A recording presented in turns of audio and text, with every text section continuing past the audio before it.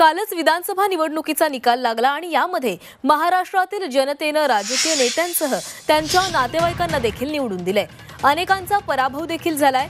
अशोक चव्हाण, सुनील तटकरेंच्या मुली निवडून आलेल्या आहेत, तर रावसाहेब दानवेंचा मुलगा आणि मुलगी दोन्ही निवडून आलेत। लातूरमध्ये देशमुख बंधूंपैकी जनतेने धीरज देशमुखांना नाकारले, तर अनिल देशमुखांचे पुत्र सलील देशमुख काटोलमधून तर भाचे अमर काळेंच्या पत्नीचा आर्वीमधून पराभव झालेत, तर पुतणे आशिष देशमुखांचा विजय झालाय। बहुजन विकास आघाडीचे नेते हितेंद्र ठाकूर वसईतून तर मुलगा क्षितिज ठाकूर नालासोपाऱ्यामधून पराभूत झालेत। छगन भुजबळ येवल्यातून विजयी झालेत, तर पुतणे समीर भुजबळ नांदगावमधून पराभूत झालेत। राज्यातील भावंडांच्या 5 जोड्या विधानसभेमध्ये पोहोचल्या। पावत ग्राफिक्सच्या माध्यमातून कुणाकुणाला जनतेने कौल दिलाय।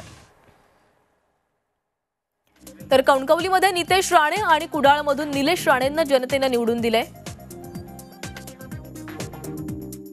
रत्नागिरीमधून उदय सामंत आणि राजापूरमधून किरण सामंत हे 2 बंधू निवडून आलेत। वरळीमधून आदित्य ठाकरे आणि वांद्रे पूर्वमधून वरुण सरदेसाई निवडून आलेत।